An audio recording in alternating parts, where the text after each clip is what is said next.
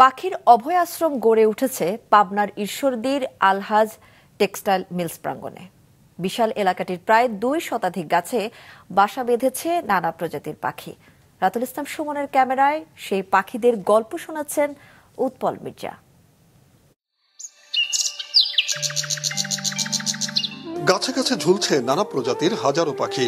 সারস, পানকৌড়ি, বক, বেলেহাঁস, শামুকখোল সহ দেশি বিদেশি পাখির কলতানে মুখরিত পাবনার ঈশ্বরদীর আলহাজ টেক্সটাইলস মিলস প্রাঙ্গণ। 2012 সাল থেকে মিলের গাছে গাছে আবাস করতে শুরু করে পাখিরা।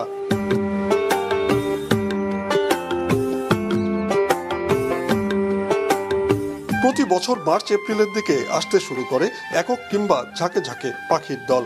নিরাপদ আশ্রয় আর আশপাশের বিভিন্ন জলাশয়ে পর্যাপ্ত খাদ্যের যোগান থাকায় এত বেশি পাখির আনাগোনা এখানে।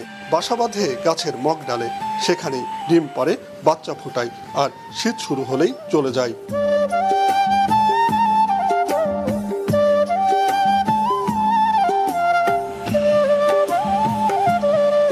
কারখানার শ্রমিক কর্মচারীদের পাশাপাশি আশপাশের বাসিন্দারাও পাখিগুলোকে নিয়েছেন আপন করে।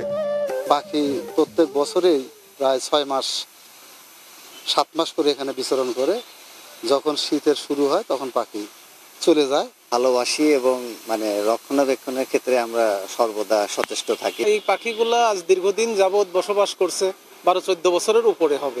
তারপরে এখানে শুধু শামুকখোর না, আরো বিভিন্ন প্রজাতির পাখি আছে, যেমন ধরেন পানকৌড়ি, বালিহাঁস, তারপরে বক। মিল কর্তৃপক্ষ জানান পাখির কারণে গাছে ফল হয় না, অনেক সময় গাছও মারা যায়। পাখির বিষ্ঠার জন্য ছাতা নিয়ে সাবধানে চলতে হয় মিল কর্মচারীদের। তারপরেও মিল এলাকাকে ঘোষণা করা হয়েছে পাখির অভয় আশ্রম হিসেবে। তো এই পাখিগুলো যেখানে বসতেছে এর বিপরীতে হয় কি, এরা সাধারণত কচি ডালগুলো ভেঙে নিয়ে এগুলা আপনার বাসাগুলো তৈরি করে। এর ফলে অনেকে আমাদের ইতিমধ্যে অনেক ফলজ গাছ, যেমন আম গাছ বলেন, কাঁঠাল গাছ বলেন, এরকম ফলজ অনেক গাছ মারা গেছে। আর নতুন করে অনেক যেগুলো গাছ আছে প্রায় অনেকগুলো প্রায় মৃত্যুর মুখোমুখি। অনেকগুলো গাছ গোড়া শুকিয়ে যাইতেছে, ডালপালা শুকিয়ে যেতেছে। তারপরেও আমাদের কর্তৃপক্ষের এরকম নির্দেশনা আছে যে কোনো রকম পাখি শিকার করা যাবে না, বা এরকম তাদেরকে শিকার করাতে যারা আসবে তাদের হাতে পরিশোধন করার জন্য আমরা সেভাবে তৎপর আছি। নানা প্রাকৃতিক দুর্যোগে প্রতি বছর মারা যায় অনেক পাখি, তাই এদের বাসাগুলো সুরক্ষিত করার দাবি স্থানীয় পাখি প্রেমীদের।